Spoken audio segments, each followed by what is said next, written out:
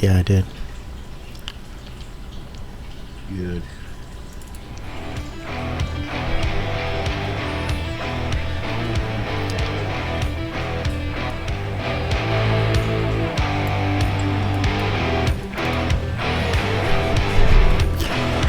All right. Getting ready for episode 23 tonight, everybody. Welcome to Fish Talk Live. This is the pre-show. We've got about 2 minutes before we start. This is a great time for you to share the show out. Share it on your personal pages, in your fish groups. And let's see if we can get 100 people online so we can bypass the wheel tonight.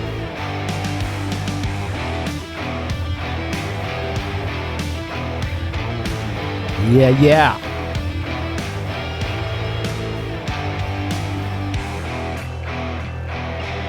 All right, I'm doing my shares now.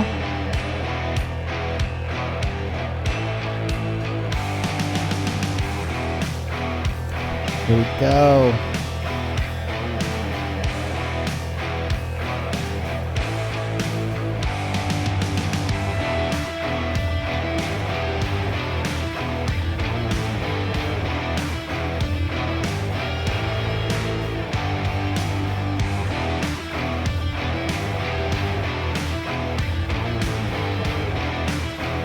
Hey, welcome to episode number 23 of Tuesday FishTalk Live with Mr. Ron Demers. Looking forward to an awesome show tonight. We've got a bunch of cool things happening tonight that you haven't seen before. And we've got a bunch of announcements, got some cool stuff going on a whole month of April. So we're glad you are here with us now. Let's go ahead and share this out. Get ready for the show.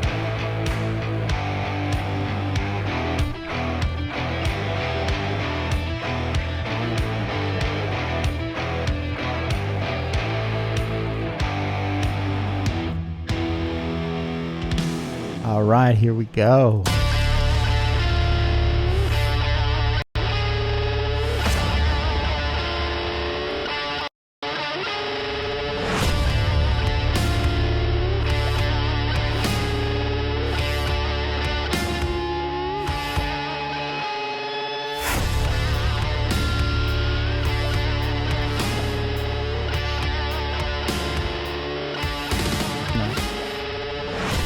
Droppage.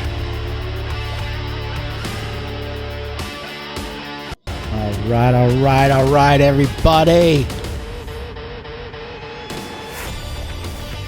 How's everybody doing tonight? Good evening. Yes.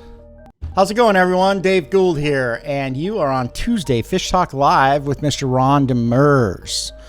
So we're really excited tonight. We've got our live gamified multi-stream show that's taking social media by storm, kind of jacking things up. People are asking, what's this show all about? It's kind of crazy, kind of cool. So I'm here. I want to just shout out to my buddy Jeremy Phyllis out in Utah. This is his tank behind us. As you can see, I'm doing a little studio magic. Tonight we're streaming live on Facebook, YouTube, Periscope, and Twitch. You want to find those, you can search for Ron Cichlids or Ron Demers on your favorite streaming platform. When you do, please give us a like and a share on that as well. As you know, every week our mission is to create a live show experience for you, our viewers, and for all of the Clubhouse group members. We're adding new segments and sponsors and prizes every week. And I'm telling you, tonight we got some cool stuff going on. If you like talking shop, you like looking at great fish and amazing tanks, if you're looking to learn a little bit more from the experts and ask some tough questions, win great prizes, then this show is definitely for you. If you're looking to be a part of a fast-growing and friendly community of fish keepers and making new friends, then you are absolutely in the right spot. Like I said, my name is Dave Gould. I'm the man in the control room feeding you all of this experience tonight.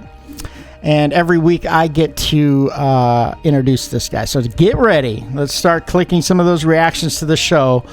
Show your love for the host of Fish Talk Live. He's the aquarist, the absolute amazing breeder of some of the best African cichlids you can find in the country. He's the chef and the man behind the fish food that everyone is talking about. He's also a dedicated father and husband, lover of cichlids, and he's my friend, Mr. Ron Demers. What's going on, Ron? Brother. Hey. I have been upgraded. We are friends now. All right. Yeah. Thank you for the introduction, as always. Yeah, man, I'm digging that background. I'm falling in love with it. I may have to do something like that myself. Yeah. So just so everybody knows, I'm headed out to Orlando tomorrow to work with Acrylic Habitats, shoot some of their products. And I had to bust out all my studio gear, and I was like, "Hey, there's a green screen, Ron. Let's give this a shot. Let's try this out." So, oh yeah, I'm digging that. Yeah. So let's see. Let's shout some people out. We've got Sandy Spapardo. What's up, dude? Nick Williams. GG. What's going on, GG? Greg Haste. We've got Charlie Vilanowski. Larry Deskins. Barry Hoffman. Yeah. Nick Williams. Tasha's Rebecca's here tonight. Yeah. So our chat mods, we give a special shout out to all of them. TJ Huffstetler, Isaac Garcia, James Smith, Nathan Pate, Kimberly Bosworth, and of course the lovely Rebecca Dunn. Hey, will you do me a favor, Ron, and pull that microphone closer to your mouth? Just pull closer. it. Yeah, like, just pull it. Put it in my pie hole. Yeah, well, pull it 2 inches over to the right. That way you'll be in front of it all the time. What's up, Brett Yarling? We got Kevin Shannon on. Nice to see you. We got Mr. Matt Gin and Whiskey on there. Good to see you Gin as well. And whiskey. Yeah. He wants to know what happened to my tank. There's a new one. Yeah. Yeah, the tank's looking sharp, man. It ain't done yet, but yeah, all black background, black sand, and 24 4.5 5-inch albino dolphins. They nice low lighting, 125 gallon, looks good. Yeah.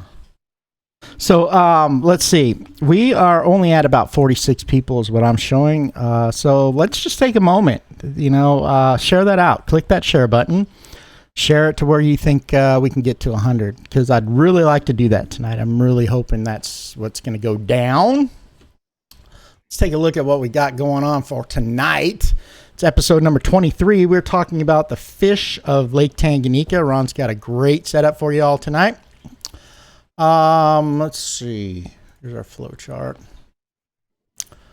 So I will start. That's the one thing I didn't do. Let you start. Hit that green stuff right there for us. Hit that green stuff. Oh my God, that was funny. Sorry. That kind of worked out. Yeah. Check out the streaming page and the new chat bot. For any of you who haven't used chatbot, you can type in the chat right now, or any of the Ron Cichlids page. You can type in star info. My apologies. Yeah. And you can interact with the chatbot. It gives you information, and like I said, it'll interact with you and give you all the information you need for the show, or get you in touch with me or anything like that. Make sure you turn on the Facebook Live notifications, so every week you get a notification that we are going live, just in case you're busy, and it reminds you to watch it.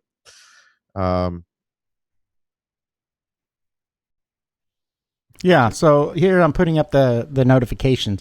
So one of the cool things about Facebook is it allows you to have notifications at will. And if you go if you're watching on desktop, it looks just like this.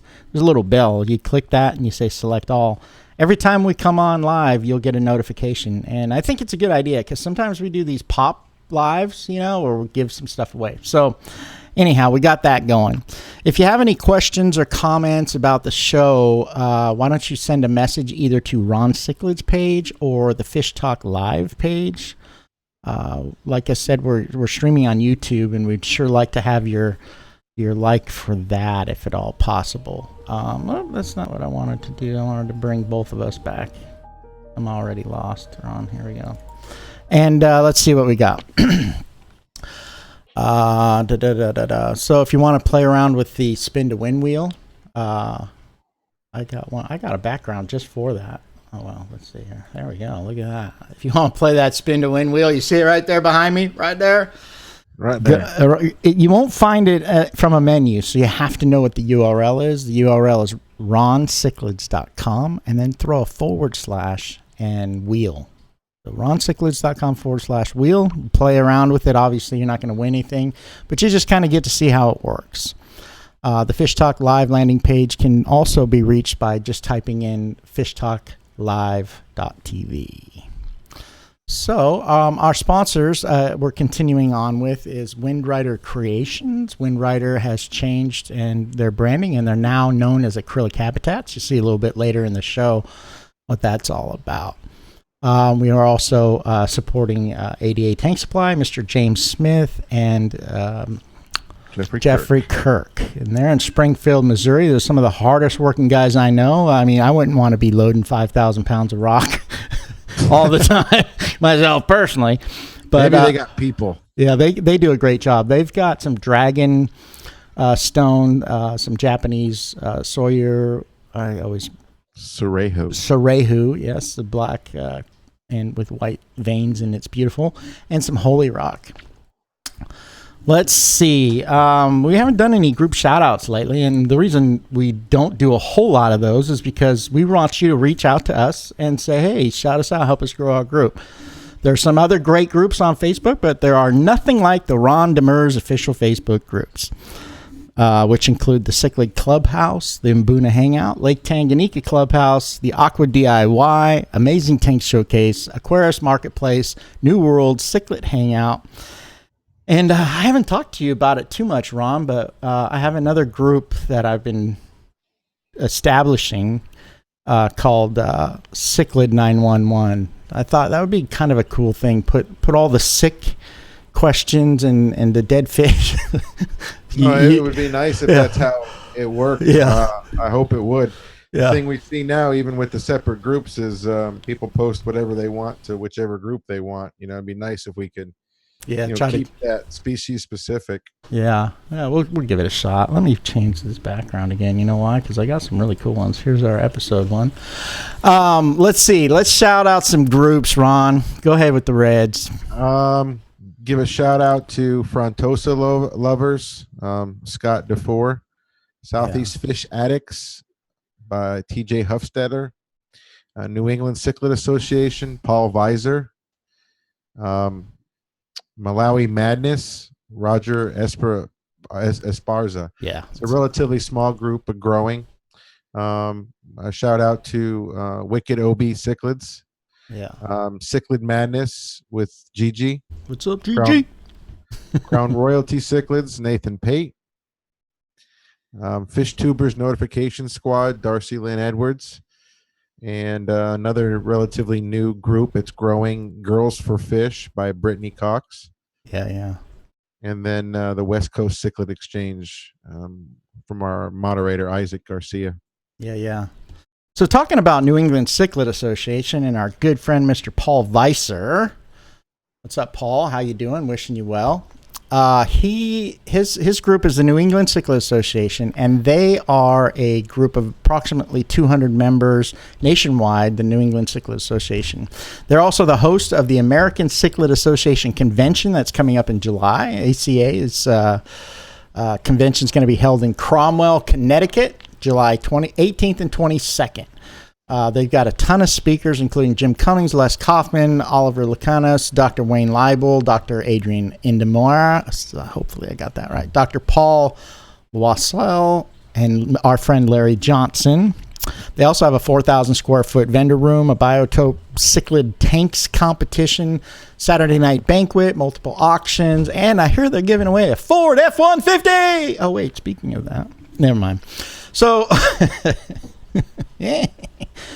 don't forget to turn on your notifications and all that stuff. I think we're done with that, with our spiel. Yeah. Get to the good stuff. So we're talking about Lake Tanganyika tonight. Let me run the episode promo, and then we're going to come back. I'm going to do a little segment, do some cool stuff with Google Earth, and we're going to look at the lake and talk a little bit about it, and then we're going to jump in with Ron, okay? See here, episode.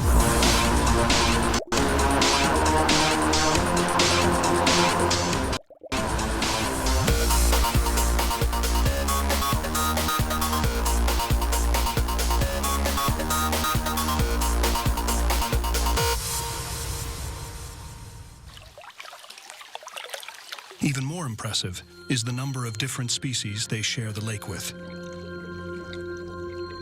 The African Great Lakes contain the richest diversity of fish in the world. To see why things turned out this way, we have to turn back the clock again, to the distant past. The rift created Lake Tanganyika, Africa's oldest lake, 20 million years ago. But 3 million years ago, the most recent ice age began to grip the planet. Water levels fell so drastically that Lake Tanganyika divided into separate, smaller lakes. The fish in each of the now isolated lakes began to evolve independently. From just one original type of fish, called cichlid, hundreds of new subspecies arose. Then, as the climate of the rift entered a wet period, Lake Tanganyika filled up again. Suddenly, all the new kinds of cichlids shared a single habitat. They had to compete for the same limited food supplies. So each species of fish, out of sheer desperation, developed its own survival tactics. Tactics that became increasingly bizarre. These fish may look the same, but there are actually two species here. One is a spy. It has adapted to look just like the other, so it can infiltrate the school and get close enough to snack. Look at that. The other species scales. Bastard. Tricky fish. Another species of cichlid developed a vacuum cleaner mouth to suck up nutritious algae from the rocks.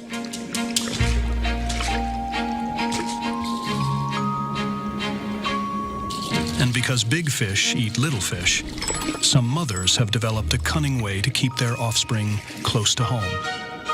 Very close.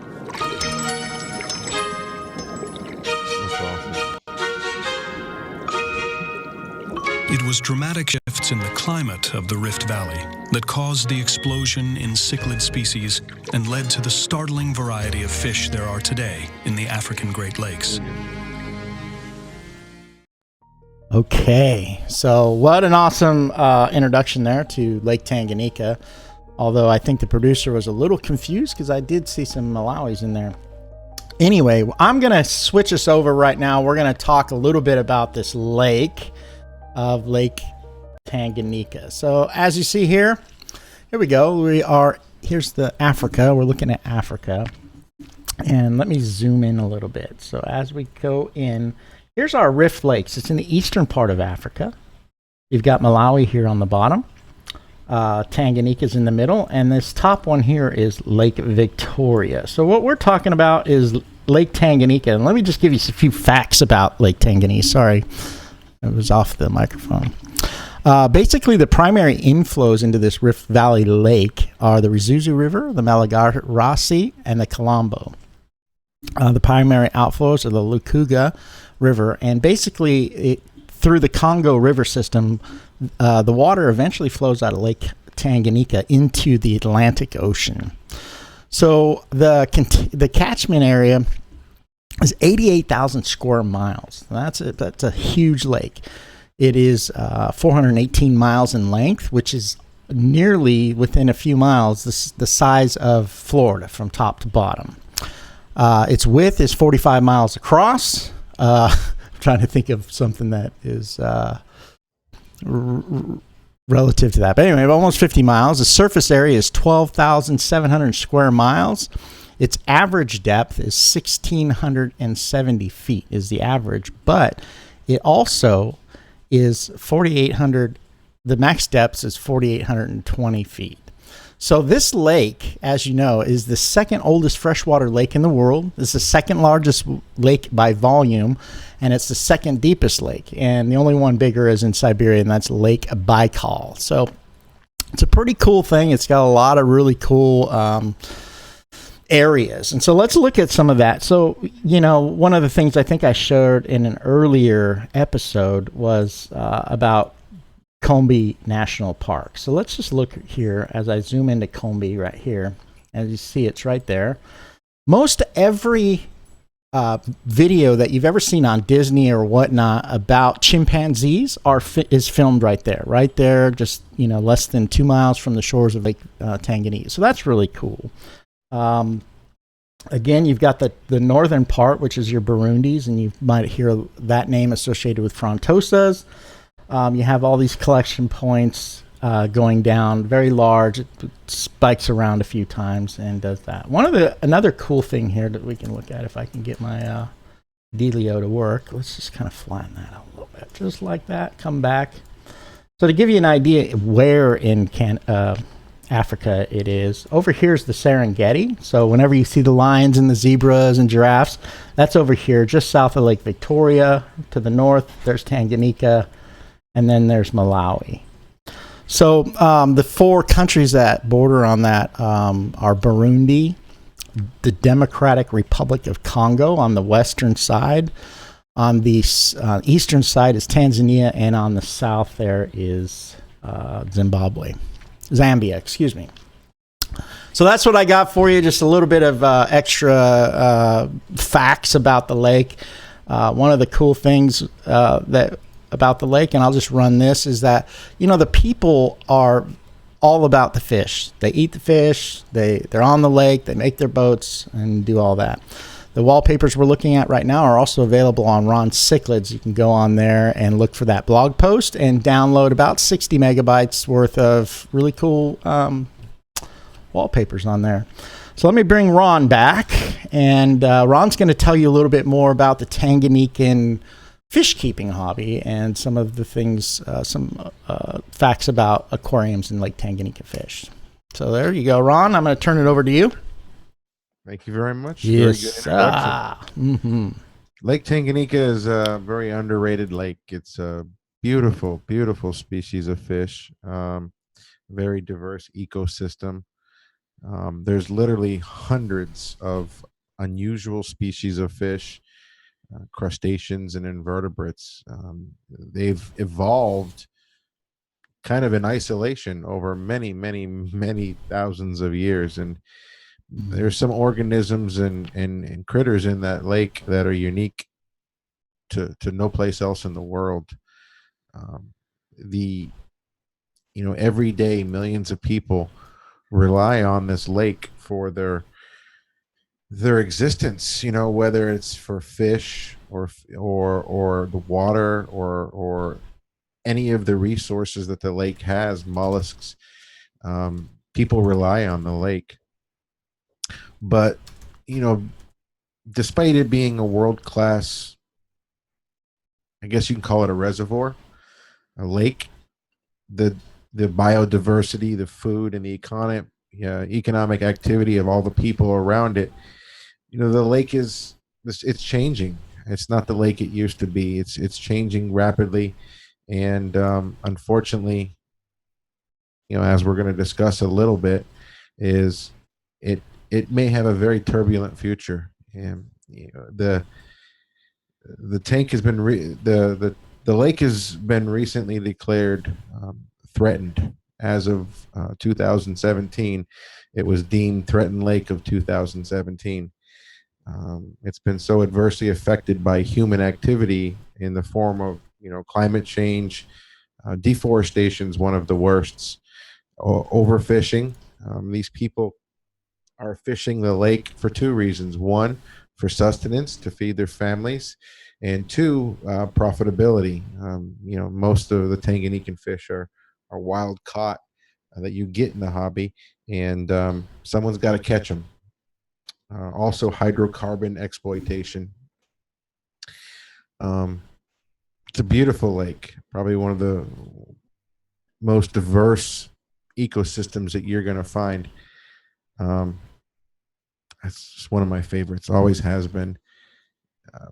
Scientists were studying the lake back in the late 80s, and they started to notice significant change, usually by human activity. I don't like to blame it all on human activity, but they are human activity is making one of the biggest changes of the lake. But because of all the worldwide attention that Lake Victoria got, because Lake Victoria, we'll discuss in another episode, is in even worse shape. Lake Tanganyika was kind of overlooked before it was to the point where they're like, "Oh crap, we're having an issue with our lake." It's now very clear that another factor has also been surface waters are warming in the lake. Global warming, greenhouse effects. That warming water is causing some serious consequences for the lakes. It's got a pretty fragile ecosystem. We're going to discuss in a little bit when I get to water parameters and stuff, that these fish need cleaner water. They need a more stable ecosystem. Yeah. But Yeah. Go ahead. Yeah, no. It's just, Lake Tanganyika is a awesome diversity, and it is too bad that, in Africa they don't hold. I shouldn't say that, because there are plenty of people in Africa right now trying to save animals and fish. Yeah. But the indigenous people, so much, they've got to survive, and they'll fish out 2-inch fish and eat them, by the dozen. So it's the way of life, I don't chastise them for it. It's realistically the aquarist's fault at the end of the day. I hate saying it that way, but the more we demand things that we can't get, the more people find a way to get them for us. And that equals somebody over in the lake catching them for $1 and them being brought over here and being resold. Yeah, so it's kind of good that because there are species in the fish keeping hobby that are no longer in the lakes, but because of fish keeping, they're still available. So that's a positive note on that. So I mean, it gets tricky and it gets political. We don't want to get too political. We don't want to piss nobody off. But you know what? It does, because we do love fish and we love our fish. It does pay for us to pay attention to particularly what's going on in Lake Victoria. Where are your fish coming from? Yeah. We all have an equal hand in it. I'm not saying don't get wild caught fish. I'm saying that if you want a certain species and it's very hard to come by, that's just like the rhinoceros. Their horns. It fetched a very high dollar, and people would kill a majestic animal just for its horn. They didn't want anything else. They just wanted its horn. Same thing with tigers and a lot of other animals. So, if you have the opportunity to find these fish domestic or farm raised or private breeder bred, rest assured that those fish had no impact on their native lake. I'm not trying to talk people out of wild caught fish. I'm just saying, some of these lakes are already in peril. Yeah. And we can do our part to help that. Yeah. So I would say, I don't know what the percentages are in our groups, but if we look at the numbers with the Tanganyika group, I'm going to say that it's probably 20% or less people that are really into Tanganyikas. So one of the questions I think would be great for us for you to discuss a little bit, Ron, is like the differences in the actual tank waters and things like that. Those kind of differences in the aquarium hobby between what most of us know, the Malawis and the Tanganyikans. Did I throw you off? Yeah, I'm sorry. I didn't know where we were going, but hey, this is a live show, everyone. If there was something else you wanted to go with, Ron, go for it. No, I was reading a comment. Somebody asked, should we stop buying wild cichlids? No, I'm not telling anybody, like I said, to stop buying wild cichlids. I'm just telling you that, would you buy something on the black market knowing that somebody or something made a sacrifice for you? That's the reality. I'm not trying to badger or peer pressure anybody. I've got wild caught fish. I've had wild caught fish, but they're fish that are replaceable, replenishable, and aren't red listed type fish or something that requires an abuse of the ecosystem. Yeah, and I read somewhere that the impact of fish keeping hobby on those lakes is, it's really minimal. Like well, not minimal, but if you look at the numbers, it's very low. But here's the thing: is that if they're trying to bring one species up, right, that is starting to die off, and there's this demand for them, they're gonna fill the demand. They're gonna go for the green dollar. So, So I heard you say, Ron, and I just wanted to repeat it because I don't want anybody out there talking about it. Ron's not saying don't buy wild caught fish. That's not what he's saying. But if you're going to hold fish in a tank like this, then, also be aware that there are these issues. And if we can help as fish keepers, like, hey, send $25 to the Lake Victorian Preservation Society, things like that. So anyhow. Absolutely. And if it's and as I said already, if let's say you're looking for a frontosa. Well, let's say you want a MOBA, the king of all frontosas. Yes, I had wild caught MOBA frontosas. There's plenty of them in the lake. The second thing is if I really wanted them, I can get them as F1s or F2s. So you can do some research on fish. And if it's something that you really, really want, then find someone who domestically has them. If not, and if you have to reach out into a collection, like a wild import, then so be it. Just be a little be mentally aware of some things. Let me just end it with that. I didn't want to start a controversy by any means. Well, let me make this suggestion, because I'm watching the chats kind of blow up too. A lot of people have a lot of questions about it, and it's kind of a touchy thing. I mean, I'm certainly no expert on the fish conservation in Africa, but here's the thing. Let's have a wild caught show. So sometime in June, let's just talk about wild caught and what we're talking about now, expand that into its own show. And today let's look at some beautiful fish and talk about tanks. Yeah. But despite the perils of the lake, it's got some of the most beautiful and diverse species of fish and snails and invertebrates you're ever going to find. Some key factors that are a little bit unique to the lake is it does have a higher pH than the other rift lakes. Some places all the way up to 9. Usually somewhere between 8.3 to 8.7 is usually normal. And most species require very clean water. I've kept quite a lot of Tanganyikans over the years, and I loved breeding them, and I love their colors, but they do require, most of them require even cleaner tanks. But when you're choosing whether or not you're thinking, do I want to jump into Tanganyikans? It's a hard decision. When you go to your pet stores, you're basically never going to see Tanganyikans. It's typically an online type of fish, and I think that's the only bad part is they're just not as well known as so many.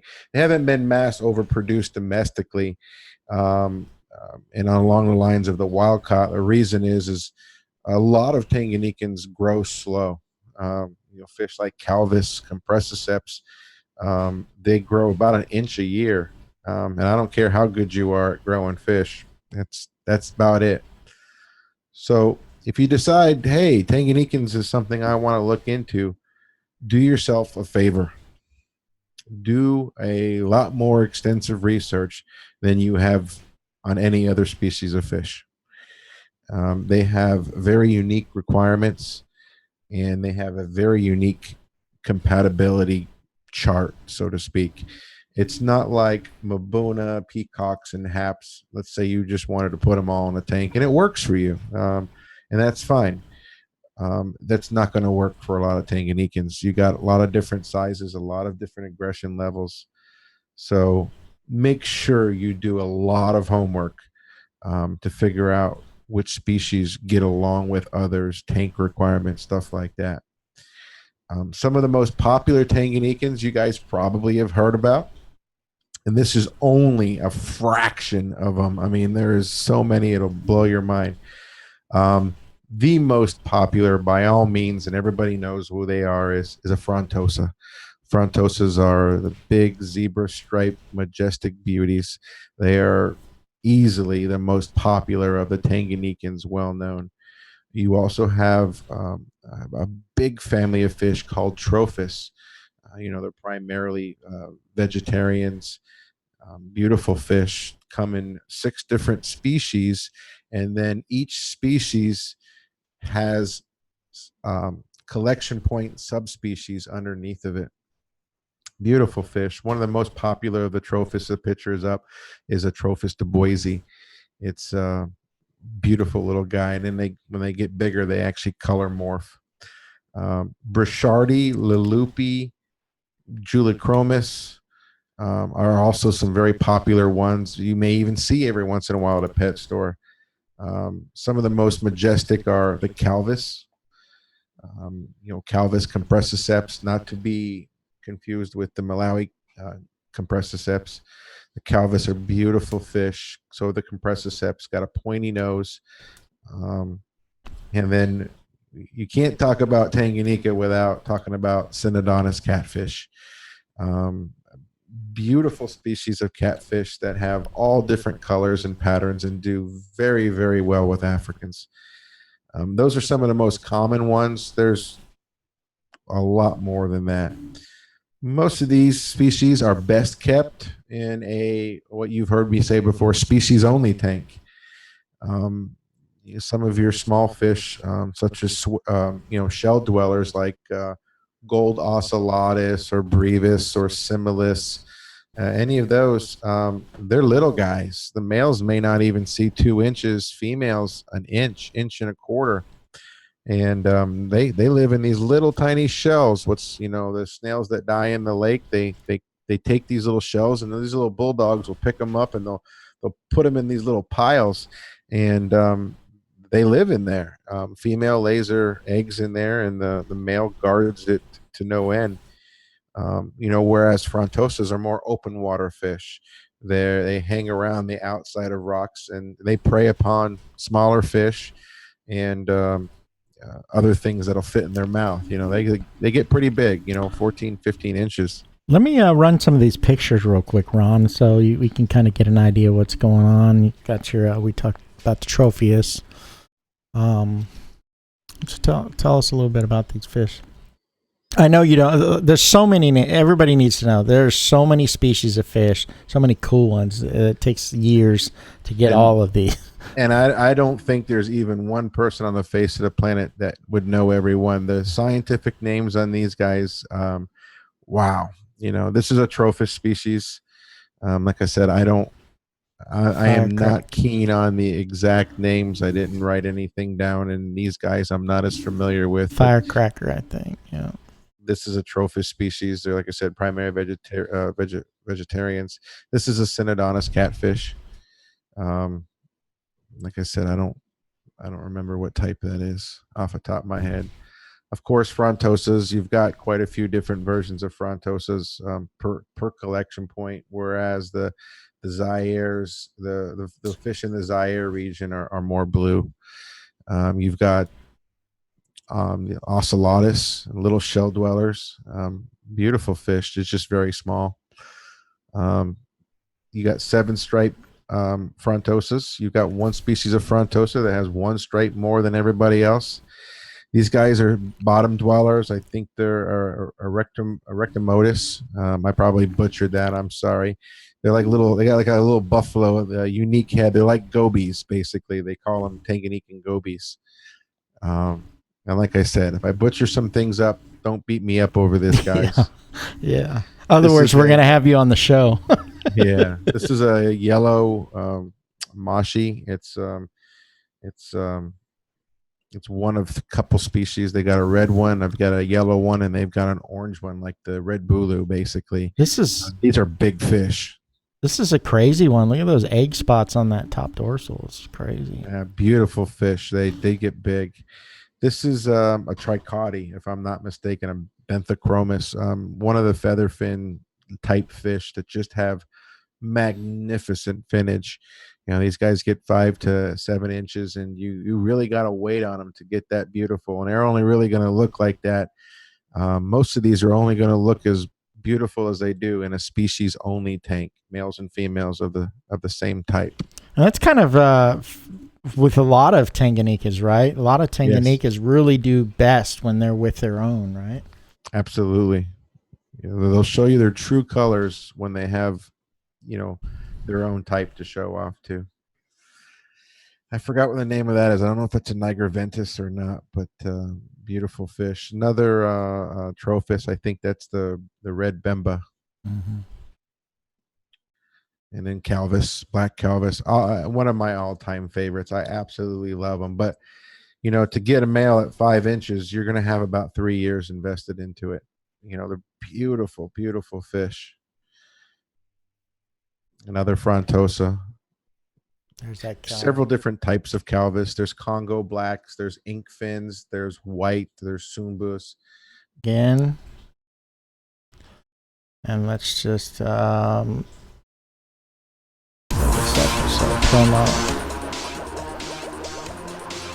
And it's dropping frames left and right. So I noticed that it was dropping when about 7 minutes into the show. Yeah, that's dropping almost all frames right now. Even more impressive is the number of different species they It's not catching up either, Ron. The African Great Lakes contain the richest diversity. Looks like I might be catching up. So let's bring us back and let's just bring us back, let people know what's going on.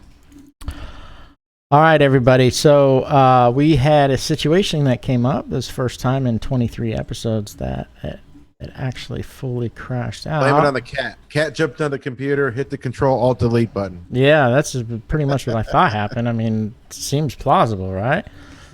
So let me go here. I got to share a few things out. So we got 21 people coming back on. Glad to have you come back on. Please bear with us one moment. Gosh, let's get rid of that wallpaper real quick. It's like pretty intense. All right. So, and you guys all know our problem with the uploads, and it's not my house because I pay for the biggest and baddest internet. But obviously, when the town goes, it goes. So it looks like this is our restreaming right now. So let me share this out to a few places real quick. And I got to rehook up that chat pod. So put it there. There we go. Put it there. Let me put it back on Ron's page. Let's go right here. Go to the page. Just bear with us, please. First time it's happened. But you know what? I'm not that upset about it. I would have been way more upset 2 weeks ago. All right, so I posted it out. Hopefully everybody will come back on. We got 32 people back on. This is Fish Talk Live version 2 or part 2. We are talking about Lake Tanganyika fish. Ron was going through some of the pictures and all that, so we can bring that back. Let's see here. I'm just getting a bunch of notifications. Yes, people fell off. Okay, so here we are again back in studio mode. Let me just pound through these real quick.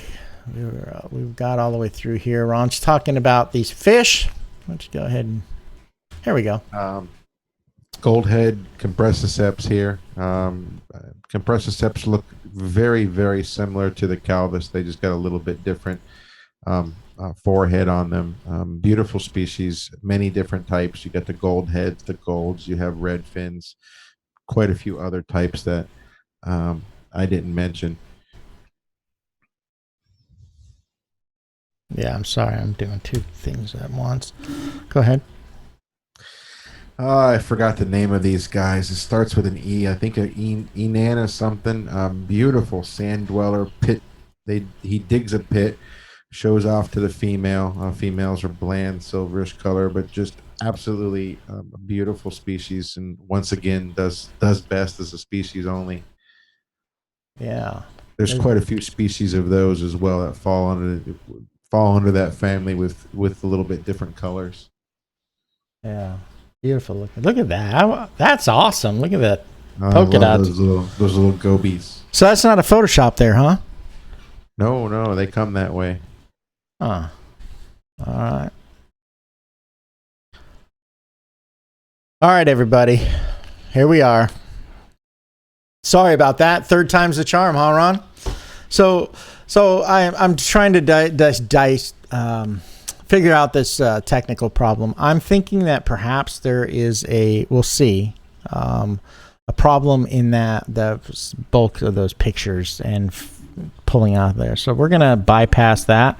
Why don't you go ahead and continue on? So if you're just catching on right now, basically we've had a couple of issues with the broadcasting software.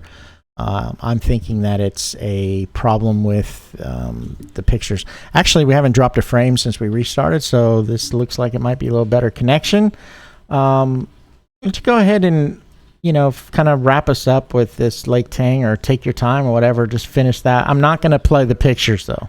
Yeah. Okay, I just want to describe some for you guys, just in case any of y'all are thinking about maybe Tanganyika. That I can give you a little bit of overview, hear you one way or the other. Some of the most common, like I said, that you're going to find is things like Shardies, the loopy, Calvis, compressiceps. But there's also some open water fish that are really cool.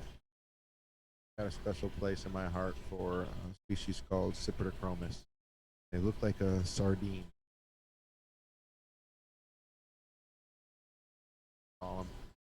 Beautiful, long and skinny. Name the color, they basically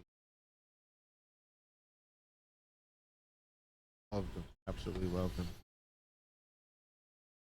Some species can be very, very timid. Tanganyikans.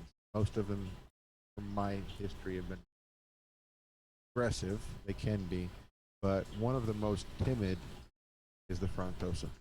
Ron, I'm sorry, your microphone, somehow the reset, the microphone's off. So it looks like we've got 36 people back on. We're back up. Let me just say this right now. Apologize about the technical problems here. There's always some sort of snafu, especially when we're doing great stuff with the show.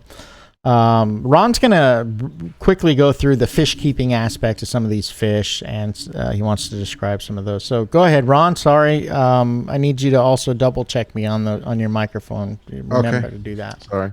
Yep. I'm going to touch on some species. Some species that can be very timid are frontosa. Frontosas get big. I know they eat fish in the wild, but they are gentle giants. Absolute gentle. They prosper best when they're in a species-only tank, or with other Tanganyikans that are smaller than them that are non-aggressive and aren't small enough to fit in their mouth. We like to see frontosas in our tanks. We have many people, myself included, have mixed them with other species of fish. Just proceed with caution. They do act completely different when they're in a species-only tank. And there's some little guys, shell dwellers, as I mentioned. They don't get more than about 2 inches. Remember, they can be relatively aggressive. You have open water fish like Cichlids. They're a sardine-looking fish. They're schooling. They generally stay towards the middle or the top of the tanks. So if you're designing a Tanganyikan tank, you can get away with a lot more fish than you would normally stock, because you've got bottom dwellers and then you've got the mid to upper level dwellers, and they really don't cross. The bottom dwellers stay to themselves. The fish like the sips and a lot of your feather fins that are mid-water, they don't really intermingle as much. And then you've got trophists. Trophists are some of the most beautiful Tanganyikans there is, but they do have special needs. They can be very, very aggressive. Don't let their size fool you. They can be very aggressive. It's probably because they're vegetarians. Yeah. So sorry. Throwing a little joke there. Well, no, you're laughing. I know you can't hear it, but I just made a goof. So anyway, whatever. But they have very unique dietary needs. So trophists, under most circumstances, should be a species-only tank. They shouldn't be mixed with other species. And if you do mix them with their own species, be careful of crossbreeding. They know no boundaries. And they do much better as a colony, say a group of 15 or 20 of them in a tank. Probably the most exquisite of them all is the feather fins, the furcifers, the trichotes, fish like that. You got your all different types. You've got pit breeders, bottom dwellers. You can mix up some of the species. And I'm going to wrap it up with the Cypridochromis and a couple other species real quick. It's very unique. These guys are open water breeders. They actually breed in mid-level water, catch the eggs after they spawn, and then pick them back up in their mouth as they're falling. They don't spawn on the bottom. Very neat to see. But the oddest and the most coolest of all, and you guys got to Google search this. I wish I had a video, but the Synodontis catfish, several species of them, have a very unique way of finding a surrogate mother. They swoop in when cichlids are breeding, they eat some of the eggs, and they lay some of their own. It's very cool. Those babies, those eggs get picked up by the cichlid mother. She's got no idea. So she's holding her babies and the catfish babies, but the catfish babies hatch much, much earlier. When they hatch, they start eating the cichlid eggs in her mouth.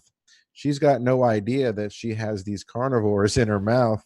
And when she goes to spit them out, like she would normally, she spits out little catfish instead of her baby cichlids.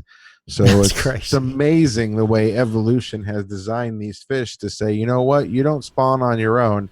You go in, steal somebody's babies, drop their drop a baby off to them and let them raise it. But by the way, they're going to eat your babies too. It's really cool. Yeah. I like Kayla's Roush's comment on there. She's talking about the Brochardi laying the eggs in the sand. Actually, I flashed that time in front of you. That's actually a lot of time. So you still, about 3 minutes if you. I didn't want to mess you up, but it just was a warning. Yeah, well, it's all good. So as I said, be careful on what you put together. So I can tell you that putting several types of shell dwellers together isn't going to work, because they are mean.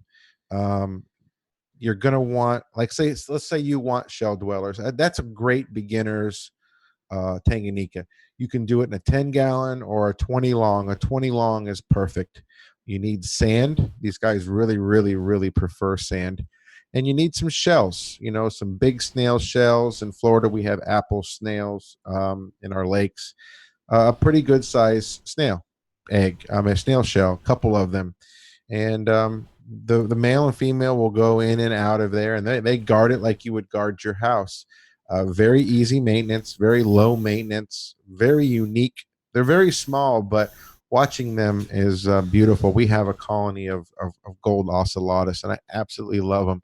There's like 11 of them in a 20 long, and I've got them broken up to 5 breeding sets in one tank, which is very rare, but they've got their own little ecosystem within the tank. So remember, if you want frontoses, you need a bigger tank. If you want some of these larger feather fins, you need a bigger tank. But fish like lilupes can be very aggressive. Brochardis, even though they're very elegant looking, can be very aggressive. There's a lot of fish that can be very aggressive that don't go well together. So you need to do a lot of research. Maybe find somebody who keeps these fish. Don't believe everything you hear. That somebody may be just trying to sell you something.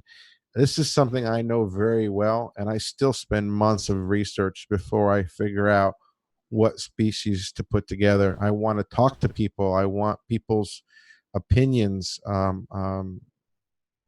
Yeah, I wanted you to touch on, and this whole topic, it got discombobulated, and apologize about that. But I wanted you to talk a little bit about the fish when, as far as species only tanks, like the behavior of the fish and, things like that. They'll survive with other fish, but if you want them to thrive, yeah. So there's always a fine line of people's perception of what thrive and survive is. Survive is you exist every day. Thriving is you are doing very, very well, getting better every day. So on a species only tank, these fish are used to being around each other. The males are going to show off more to the females. They're They're going to look better. They're going to act more natural. You can mix them. I've had Calvis that were complete buttholes, and I've put them in a show tank full of 12-inch peacocks and haps. And you know what? They did perfectly fine, but they acted different. They weren't as outgoing. They were shy. Same thing with Frontosas. A Frontosa only tank, they're basically majestic. They just kind of float around. Whereas if you put them in with peacocks and haps and Mabuna or anything else, even people put them in with South and Central Americans because of their size. Even though they look like they're fine and they're surviving, they're not necessarily in their thriving environment where they're growing, but they're probably not as happy as they could be. I mean, you get up every day, you eat the same breakfast, you do the same job, you do the same thing every day. That's surviving. You know, when you're looking forward to tomorrow because you're going to do this, or the next day because you're going to do that, that's thriving. So I'm not telling anybody you can't do this stuff. I'm just saying until you've had a species only tank, you can't appreciate how different they are. Like the tank behind me here is 125 gallon. That's just albino dolphins. That's all it's in there. That's all they've ever known. They've never been with any other fish. They don't know what other fish even look like. But watching them interact as a species only is amazing. Their colors look better, their finnage, the way they breed, all of those things in a species only, you will see the true beauty of a species of fish, especially a lot of your little fish, shell dwellers, or of course trophists. My goodness, trophists.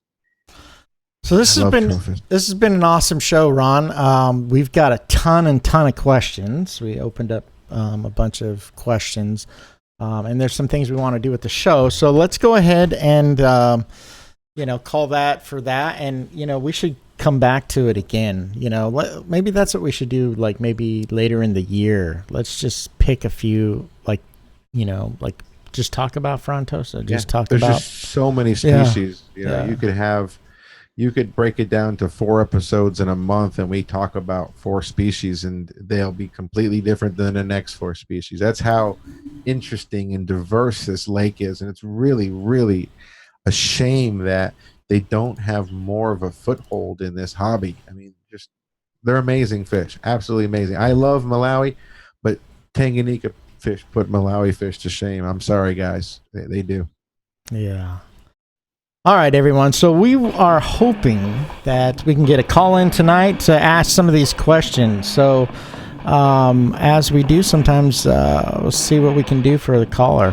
Go ahead and call in if you have a question. Now would be the time. We're going to take a break, and we're going to come back and talk about, take the live questions and answers. So, call in, guys. Yeah, call in. Exactly. When you say it, Ron, it sounds way better. Say that again. Call in. I mean, you guys got questions. Yeah. I've already dedicated hours and hours of my time. So has Dave. We're here. We're live. Ask the questions. Yeah. Sometimes I throw out prizes to the winners. I don't ever tell you when I do it. I'm not saying I'm going to do it. I'm just saying call in. I mean, don't be shy about it. Let me know. Yeah. So we've got a call in on our show, and we definitely want you to do that. You can also get that by going to Star Info right now. Type that in the chat, Star Info. It will bring you to our chat bot, and the chat bot has a one-click. If you're on mobile, it has a one-click call into the show. Make it super, super easy for you. It's one of the coolest information delivery systems I've ever seen. It works really good. All right, so we're going to look at some of our sponsors. Our sponsors, like I said, is Windrider Creations, who are now acrylic habitats. So they saw the show, and they said, hey, we like the show. We want to sponsor you. So we want to give you a $500 wet dry vac. And we are going to make this happen, coordinated with the new launch for the new website for acrylic habitats. And this is kind of what the new hey, thanks for calling in, caller. We just got a caller. Acrylic Habitats, new website, all new name is coming soon. And they do fish tanks and stands, Mario Vodakovich. They do bird aviaries and all that. So here's some exciting news coming up. We're going to be doing this at the end of the month. Well, if we have time, I'll talk about it at the end of the show.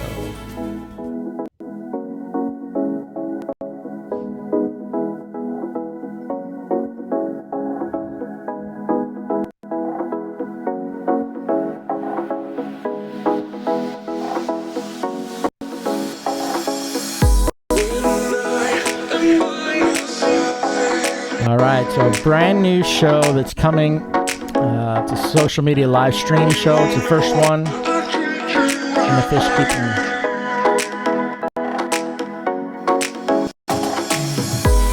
No, I think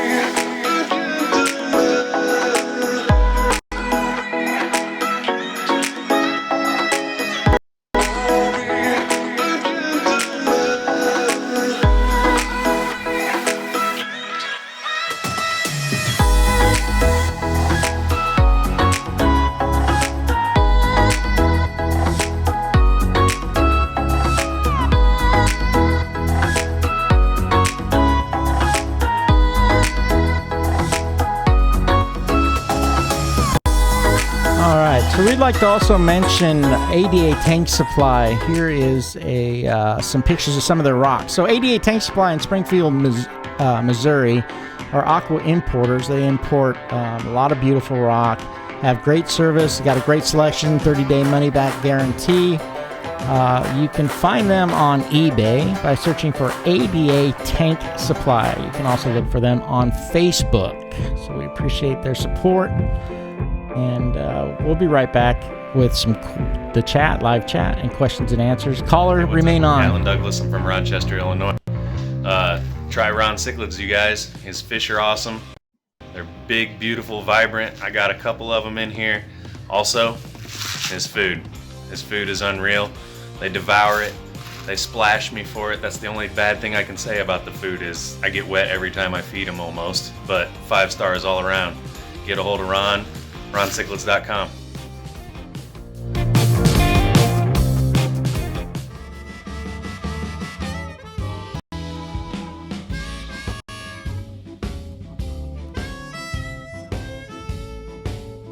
So this is a big deal. We should just roll this back, let them look at the video, and let's talk about this, Ron. So Ron wanted to do a Willy Wonka like type of giveaway, kind of that golden ticket, right? And so all during the month of April, if you buy a bag of food, there's 12 of these tank stickers. Here, it'll show up. Look, I've made like 5 of these videos already. So, but anyway, these tank stickers, if you get one in the bag, you could win $100, $50, $25, and a $10. There's 12 of them that are going to go out in the food bags all during April. So that's a big deal. There's more information on the Ron Cichlids page for that. So let's bring Ron back. Let's try to tackle some of these questions, and we have a caller as well. So let's go to the caller first. Okay. And they're local. They're in my local neighborhood. Maybe it's my girlfriend. Hey, Alabama. What's up? Let me unmute you. Can you hear us? Hello? Hey. Hey, how's it going? Who's this and where are you from? It's going. This is Robert Reed from Mobile, Alabama. Oh, Hey, nice. Robert. You're in my neighborhood. Yeah. Nice. Well, so do you How have you doing tonight? We're doing great. Doing great. Besides having to start the show 3 times. Yeah. Well, I was driving home anyway, so I was listening the first part. So Awesome. You got a question for us tonight, Robert? yeah, I don't know if you guys touched on it or not, but I'm thinking about starting a Frontosa tank, and unlike the Malawis, are there differences in the males and females? Do people have just male show tanks of Frontosas and stuff like that? No, typically when we're dealing with frontosas, it's a colony, a species only. If you were going to have a frontosa tank, males generally don't play well with others. So even though there's, I think someone's going to correct me, I think there's, last time I checked, I think 11 or 12 collection points on the lake for those types of fish. Even if you were able to get a male from each species, a lot of them would look identical, and you're going to have Okay. aggression issues. So typically, you would want just to pick a species: Burundi, Moba, Kigoma, whatever you want, and Right. just have a species only tank of those, males and females. Okay. Yeah, and I kind of heard the question too a little bit, and you can answer this because I don't know, and I'd like to hear from Ron. Like, so with he's the Malawi fish with your peacocks and haps and all. It's the males that get really colorful. Absolutely. Do they do Right. that in the same species like with the Tanganyikans? Completely different with the Tanganyikans. There's so many females that are just as beautiful as the male, and there's a lot of species that aren't. Like the Cypridochromis. Females are gray, males are colorful. The Calinochromis. But then you start talking about Burchardes, Lilupes. Males and females look almost identical, just subtle differences with the fins. And then you've got fish like Calvis. The only difference between a male and female is the males get bigger, females stay small. But Okay. a lot of females have of Tanganyikans are still very beautiful fish. Awesome. Hey, you want to spin the wheel? Spin it. We appreciate you calling in. You want to win something? I sure do. Okay, let's do it. Now, That was the right answer. Yeah, so I'm not sure. I'm not sure if you are watching this or not, but we're gonna do it real quick. We've got a bunch of really cool prizes on there. I'm gonna ask you a couple of questions on basically how to start the wheel. There's different colors on there, so let me pull up the wheel. I'm a little out of order, so you bear with me here. Bop, bop. Here's the wheel. All right, so can you see the wheel, or do you? No. Okay. So what's your favorite color? Just say blue. Okay, so we're going to grab this blue one on the top left at 11 o'clock. And then can you give us a number to 1 to 12? Let's say 7. Okay. So I'm going to bring this bluish color. It's kind of purplish, but it's our closest blue. I'm going to bring it to 7. I'm going to let go, and I'll tell you what you win. So congratulations, because you already won something. So it's awesome. Already won some. So we're hoping you're going to get some fish sent out to you or something like that. Hey, that would be awesome. I need some more fish. Okay, so the addiction, right? Yeah. So you won an aquarium brush set, which is very, very cool. I'll post it up on the Clubhouse, everyone. That was from one of our earlier episodes. What episode was that? That was I think 3 episodes or 4 episodes. Was it ago cleaning? We added it. Something about cleaning. Anyway, it's a great cleaning. Yeah. So there's like 6 different brushes. There's a small brush for small spaces, and there's tube brushes and all that. So that's what you get to win. Awesome. Yeah. So reach out to Ron Cichlids' page. Send Ron a message. Give him your information, and we'll get that out to you. Totally appreciate you calling in. Thanks for calling, Robert. Yeah. Thank you, bud. All right. Have a great night. You guys do a great job. Thank you. Thank you. All right. Appreciate that. Take care. All right. Bye-bye. So, don't want everybody to run off. We're still going to spin the wheel one more time for this evening. And let's see, where are we and what were we at? So, we talked a little bit about the Willy Wonka, and we have that new game show coming up. So here's the less than 10 seconds that I want to say. This one, I really encourage everybody to try to be a contestant. So we're not going to start the game show until we get 25 applicants. And from those 25 people, we're going to select 3 people. And then it's going to be a battle. It's round 1 is 3 people. You'll be asked a question. Whoever gets the most questions moves on. Those 2 people move on to second round. And then you're going to battle there's a couple of different ways we're going to do it. Like The Price is Right's got different games per episode.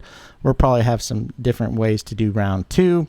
But anyway, that's what I'm saying. Get excited about it. I know there's a lot of shy people in our community. They just seem really shy, right?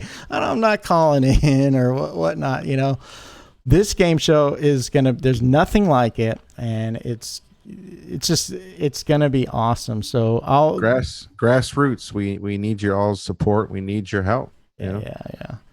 You got to dangle that F-150 in front of their face again. Yeah. Mm-hmm. So let's go ahead and look at our member video of the week. We got 3 people tonight, Ron. So here you go. The first one is Scott DeFore. This is a Frontosa species only tank. And you see how they just kind of chill? This is how Frontosas are most of the time. Very relaxing, majestic fish. He's got some beautiful salt and pepper sand and some holy rock in there. And remember with Frontosas, just like he's got them in a big old tank. You want big tanks because these guys are going to get big, but beautiful, majestic species. This tank is from a customer of mine, Onel Perez. He's got a little mixture of everything. He's gotten some fish from me before. He's got sips in there, and he's got Burchardi, and he does have some Frontosas in there. Very well planted tank, beautiful tank.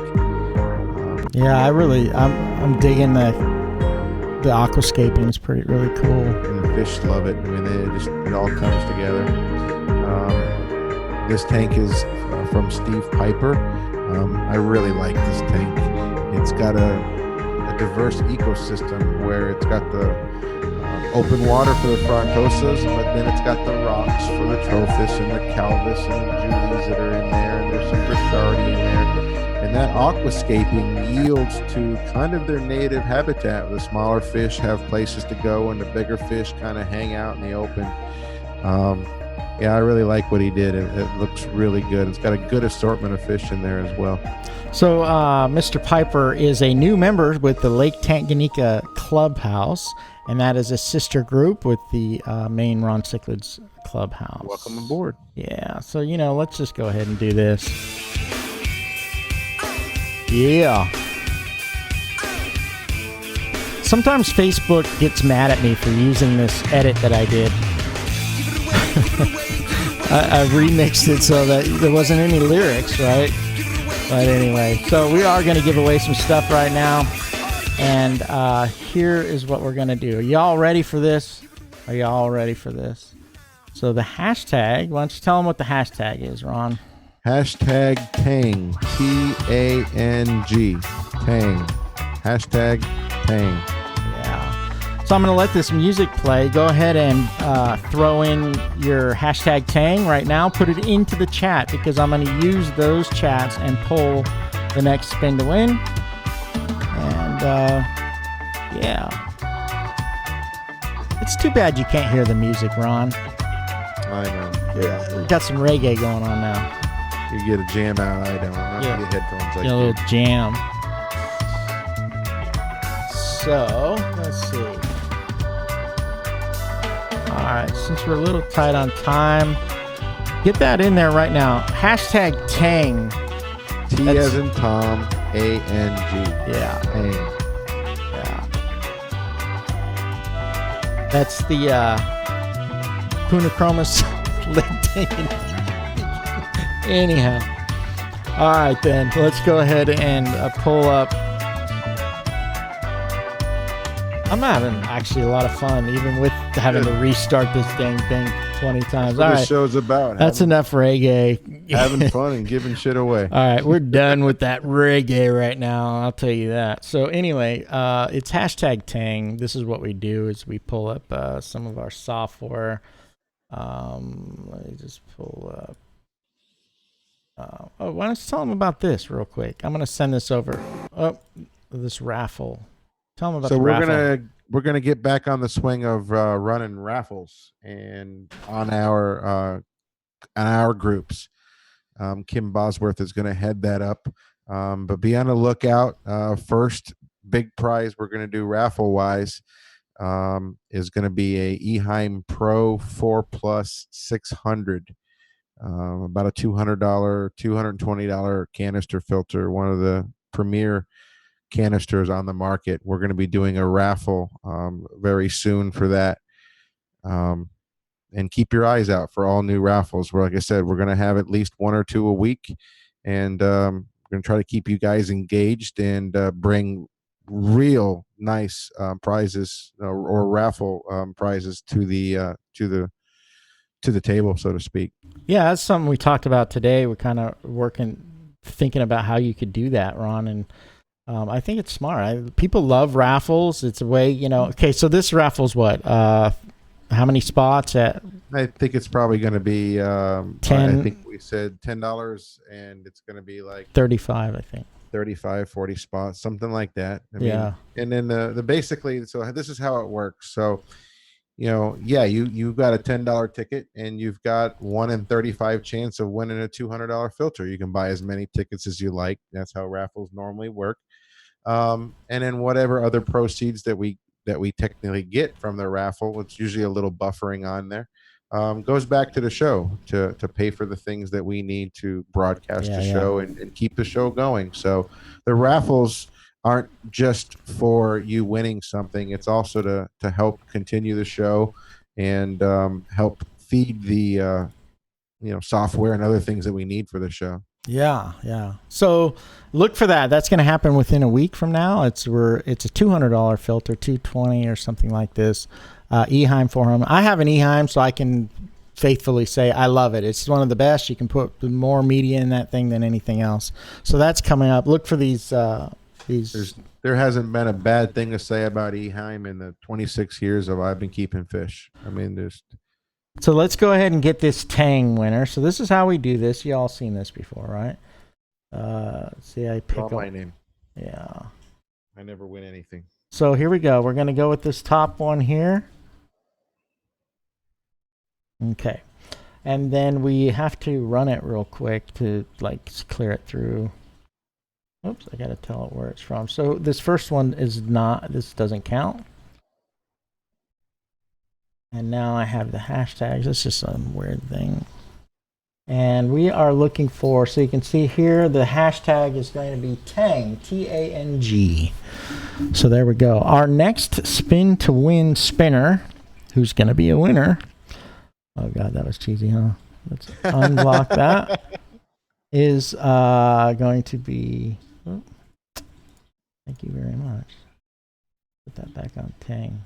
My eyes get really stressed after a while. So let's see. Ron Demers, you have won a Ford F-150. Steve Maldonado. It's a new month though. So, oh, okay. Yeah. Congratulations, Steve. Steven? Yeah. Congratulations, Steven. Yep. So give us a shout out. Make sure you're still there. Yeah, give a shout out. Let's see if you're still there. So this is a great time to explain these rules. So basically the rules for the spin to win is that if you win during a month, you are ineligible for the next month. The luckiest you can get, though, win in the last week of one month and win in the first week of another, like Steve just did. So congratulations. This is awesome. And that's how that works. So let's go back. We're going to spin the win. There he is. He's there. He's on. Okay, so Stephen Maldonado. He's like, I won last week. I better be on, right? He's like, yeah. I kind of wrote him a little bit about that when he came to get his prize. I'm like, you kind of dropped out there. He goes, yeah, I went to go do something. I'm like, nope, 100% focus, brother. Yeah, and if Chad's listening, bro, we're so sorry about last week. We wish you were still on. So that's how it works. That's the other rule is you need to be present in order to spin. So anyway, we're just trying to, I think both Ron and I are like, man, okay, it would be nice that it spread the love to other people. But those are our rules. That's what we set up from the very beginning, and we're going to stick to that. Congratulations, Steve. Don't want to take away any fanfare from the fact that you just won again. Yeah, so I'm stoked for you. I'm going to have Ron pick out the colors and the numbers in which we're going to start this great thing. So I'm going to refresh. What color? Let's go with red, 2 o'clock. Put it over at 9 o'clock. Red 2 o'clock at 9 o'clock. Yeah, we can shorthand this by episode 50, I'm sure. Okay. I'll just move it with my eyes. Yeah. So Half pound of food. All right. Congratulations, Steve. Congrats. Half pound of food. So I would imagine that could be a parlay this month, right? Yeah. It could be a parlay. So let me bring this back since we're talking. I'm getting all excited and enjoying this. The parlay is this month, all during April, every single bag of food has the opportunity to have one of 12 tank stickers in it, and you can win $100. So, Steven, if maybe it's just that luck. If that rides through, you could be $100 winner out of that. Imagine that horseshoe winning twice and then getting a yeah, exactly. Yeah, you start playing the lotto, my friend. Yeah, exactly. You're on the wrong show. You need to be doing Mega Ball, bro. All right. So, congratulations, Steve. You know the drill. Reach out to Ron. He's probably got your address, so you probably don't even just show up. You don't even need to reach out. So there you go. Hey, I wanted to address this, especially since we still got 60 people on. Both Ron and I you say what you want to say too. We're heartbroken to hear about Ken from Frontoses R Us. It's a really sad thing. It's also, I think some of us felt kind of proud too that here's this guy, what he did is truly, truly the makings of a hero. Heroic, yeah. And it shows the power of love, and I don't know the guy. I never once had communicated with him besides, interact on a comment here and there. But it touched my heart. I really did feel bad for someone that I had never met, but just was like, when I heard that story, I was like, holy He's one of those people that didn't have a mean bone in his body. He was kind of like me. He just wanted to help people, He was well known in the hobby, and he passed away, saving the rest of his family's life. It's something you hope you would never have to go through as a father or as a mother. But that just shows you the true person he was. And on our site, we reshared a GoFundMe that the money goes directly to his family. If anybody wants to check that out, it's on our clubhouse. Just about every forum right now is posting something in regards to it. Yeah. But go to the GoFundMe and just search for Ken Win. I mean, go to GoFundMe. You don't need to find the URL. Search for it. Like through the groups and what's the link. You don't need the link. Just GoFundMe.com and put the name. And that'll go directly to his family. Yeah. So we just wanted to do that and make that acknowledgement. It's a few people I saw in the chat were like expecting to see something at the beginning, but this is the time because we're gonna wrap up. Next week we've got Lake Victoria, right? Yeah, we're gonna talk about Lake Victoria next week. Yeah, similar format. Another one, the same format. Lake that's threatened. We're gonna talk about the species you may not be aware of, and same type format. Yeah. All right. So we'll see you next week. There was I'm hanging on this because there was one other really important thing, but you know what? You're going to have to wait till next week. So here's the deal. Tomorrow I'm leaving. I'm going to Orlando, and on Saturday I'm hanging out with you, Ron. So I appreciate that. Hanging out with me for the day. Yeah. Maybe even Sunday too. Oh yeah, Sunday. I'll have the boat hooked up, and we'll ignore our phones and go relax. Yeah, absolutely. So, and that sounds like a cool restaurant. So, and what's really cool about this is that Ron's birthday's coming up April 11th, and mine happens to be Saturday. So it's kind of cool. We're going to go celebrate our birthdays and have a ton of fun. Yep. We'll see you guys next week. Same channel, same time. I'm going to leave the final word to Mr. Ron Demers, and then we're out of here. Thank you guys again. Sorry for the difficulties. This is a really special lake. I really like Lake Tanganyika. I'm glad I got to share it with you. But like I said, do some research. It's a massive lake with a lot of different fish. And as you all know already, I don't like people putting fish together if they're not going to make it. None of us like that. So do some research on these guys. Also, as we said before, if you guys need food this month, we have the golden ticket in there. That's just my way of giving back. I got quite a bit of prizes in there. Tune in next week. I love all you guys. Look forward to the raffle. It should be coming up within the next few days. And y'all have a great night. Thanks for tuning in. You guys have any questions, reach out to me. Fish Talk Live, Ron Cichlids, or get a chat going in one of the clubhouse, one of the groups. Okay, everyone. Have a good night. We'll see you Bye, later. guys. All right.